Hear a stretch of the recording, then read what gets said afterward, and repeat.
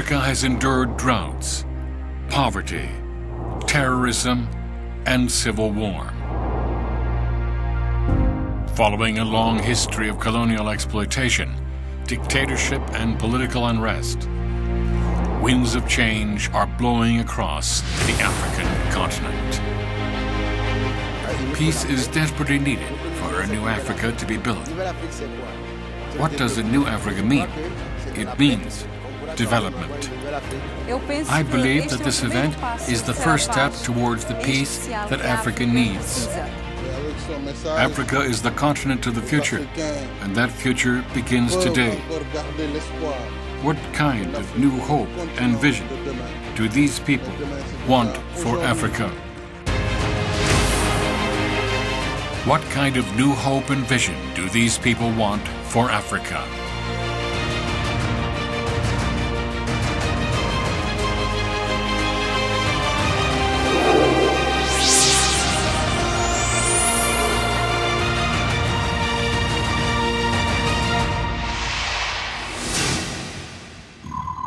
Senegal is a northwest African nation located on the Atlantic coast with a population of 14.6 million.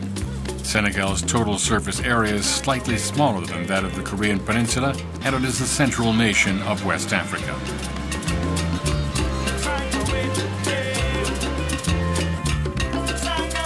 Senegal's main tourist attraction, Lake Retba. Lake Retba's pink waters are caused by algae and similar to the Dead Sea.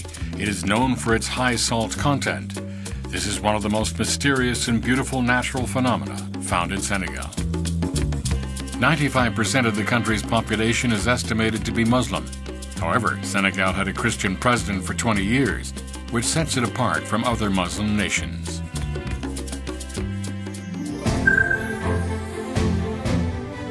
From early in the morning, people have been crowding into the Abdou Diouf International Conference Center, located in Dakar, the capital of Senegal.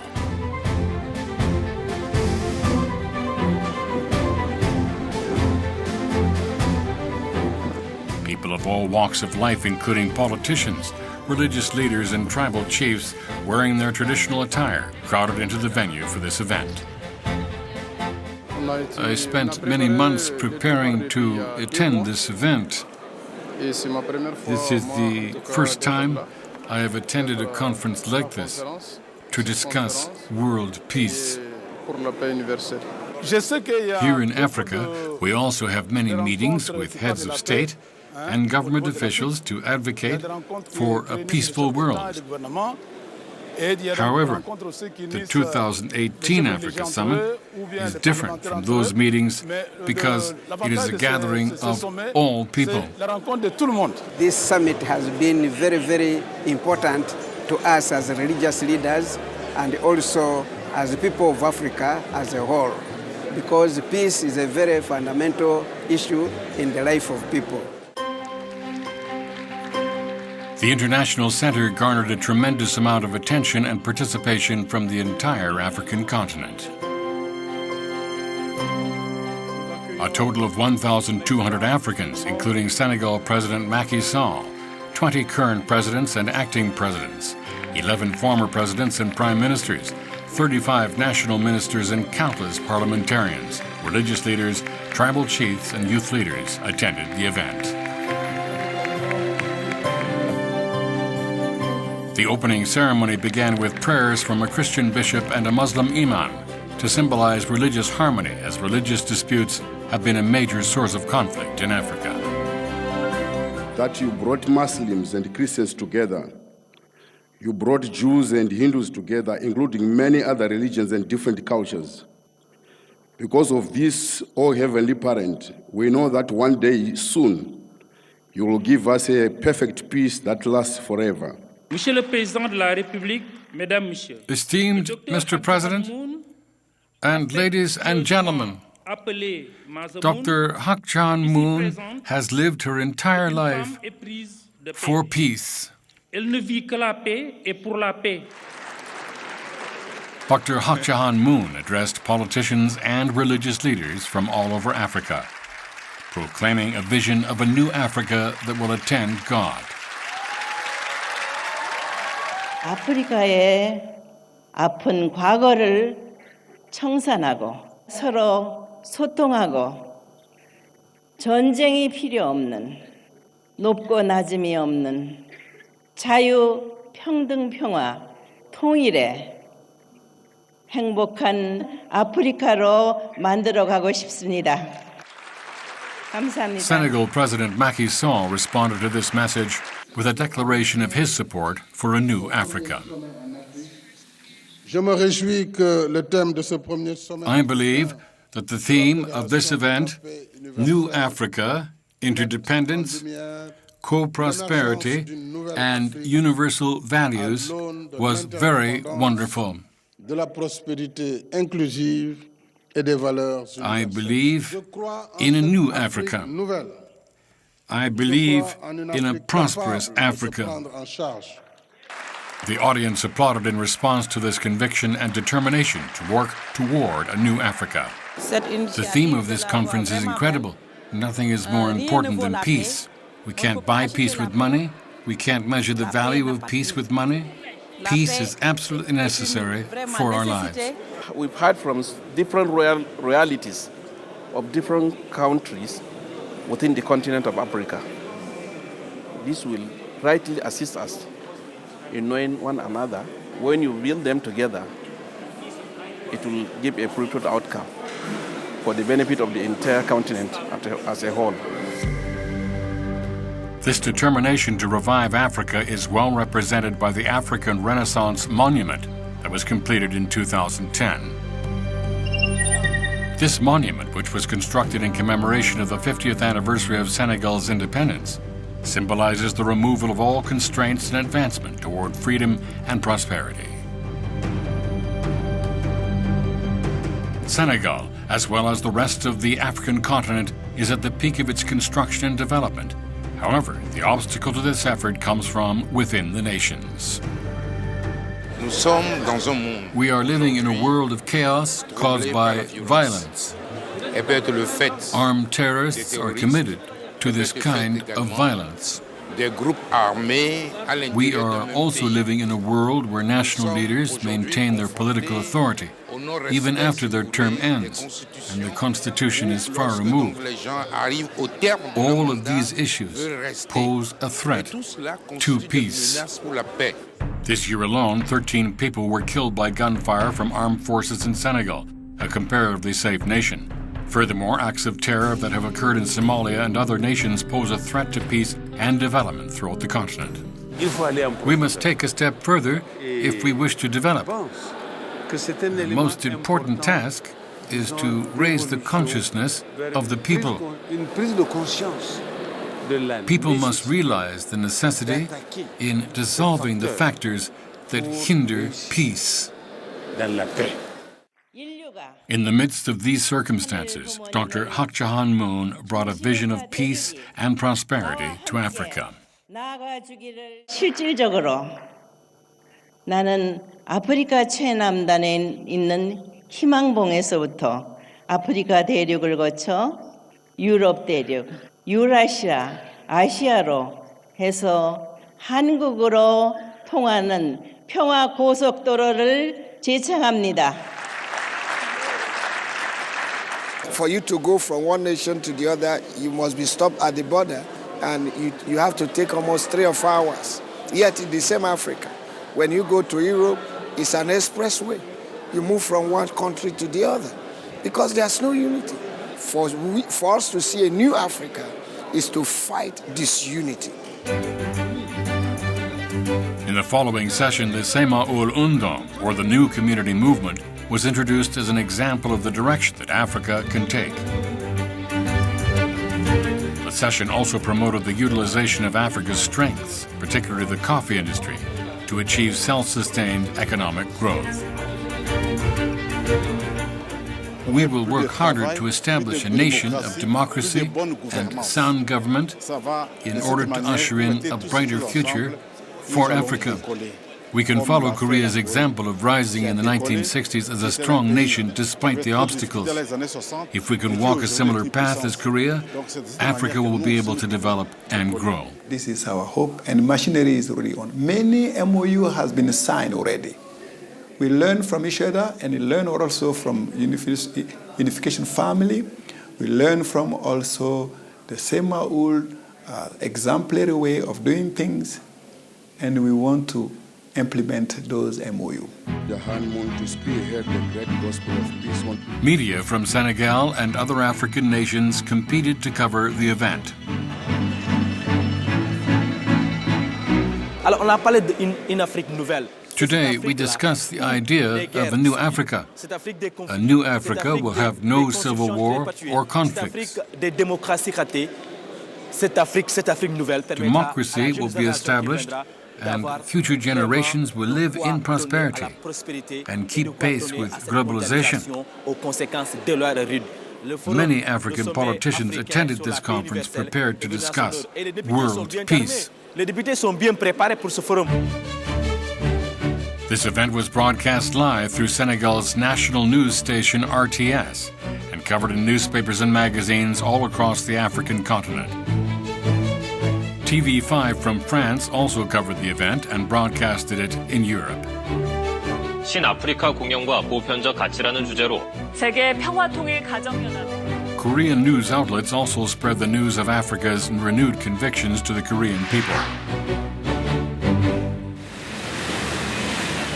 On the second day, the participants of the African summit headed to Senegal's Gori Island, which had served as an outpost for slave trading in the past and is presently a UNESCO World Heritage Site. Upon their arrival, Dr. Hak Jahan Moon and the Africa Summit participants were welcomed by the mayor of Gori Island. It was a place of suffering of mankind. It was a place of deportation of peoples by other peoples. And now, when we have the opportunity to receive here somebody who is renowned all around the world as promoting peace for all the peoples, it is a great moment for us. The group's first stop was at a statue celebrating the liberation of slaves. The statue portrayed the pain and longing of the slaves that were sold from this location to all corners of the world. Down the road, there is a building that sits on the coast, which ends up being a slave house. Slaves were openly sold from this house. Once slaves were sold, they were confined to small rooms in groups of 15 to 20 and tied up in chains until they were shipped to the buyer. In this place of little to no sunlight, many young children and elderly were unable to survive these living conditions.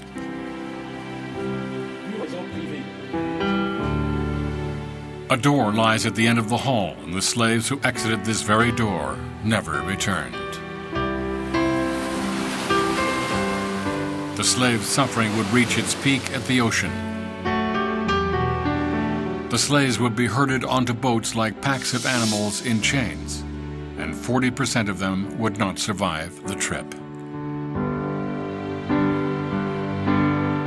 The religious leaders conducted a ceremony to liberate and comfort the souls of those who had suffered at this very location.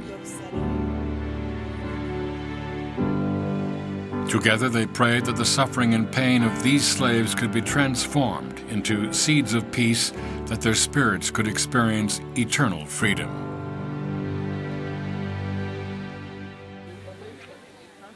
A small ceremony was held to present a nameplate to notable persons that had visited Gori Island. Gori Island created a nameplate to honor Dr. Hak Jahan Moon's peace activities. Inside the slave house, there was a moment of prayers, and the holy woman delivered prayer for all the people who was there, for Gori Island, but also for all the world. And it is very important. We receive many people, but this day is particular for us, and we'll never forget it. Dr. Hak Jahan Moon's investment and concern for Africa can be traced back to her trip to Africa with Reverend Sun Myung Moon in 1995 Since then, she has urged for the liberation of Africa from war and poverty by promoting the restoration of family values and education. Their feeling towards Africa was always a feeling of trust and confidence and compassion and empathy for what Africa has been through. And yet their feeling was also that Africa can become the greatest continent in the world once Africa can walk along the direction that can bring harmony and unity and development. Religious leaders who empathize with this sentiment have gradually spread these peace activities across the African continent. As a result, the International Association of Parliamentarians for Peace was inaugurated in West, Central, and East Africa in 2016. Upon this foundation, the African Parliamentarians for Peace was also inaugurated during the Africa Summit on the continental level. This laid the groundwork for a continent divided by religion and language to come together as a united Africa. I think it is worth recognizing that the introduction of a bill that advocates for universal values is an incredible result of this gathering of many African politicians. We will not throw here, we will not leave this what we have had here and go back to our country. We will also take it and go and enlighten them so that they can get the idea to avoid violence, extremisms, child abuse, so many things. I'll discuss so many things. The Interreligious Association for Peace and Development, which was inaugurated last year to resolve religious conflict and promote peace, was also inaugurated in Africa. It serves as a mediator between groups of deep-seated religious conflict and terrorism to help guide them toward a new Africa.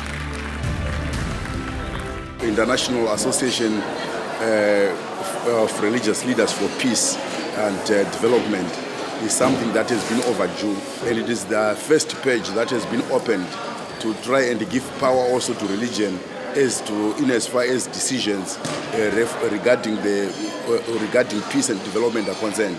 An interreligious association like this can combat religious extremism.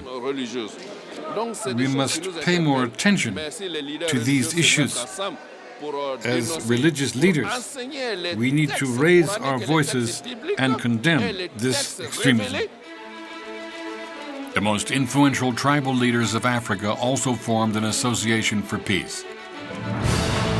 This paved the way for the vision of peace and development to spread across the entire African continent.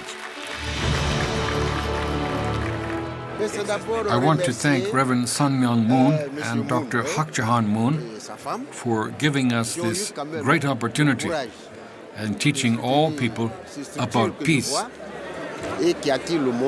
They have taught us that a world without peace has no meaning. All people need peace in order to be free. We adopted the Senegal Peace Declaration here at this conference, but we need everyone to unite on bringing its realization. As a way of keeping pace with this effort, I am thinking of creating a peace plaza in my village when I return. Then people will be able to gather at the Peace Plaza to discuss peace. There is no development without peace, and there is no peace without development. Through the Dakar Peace Declaration, the 2018 African Summit rediscovered the value and potential of Africa.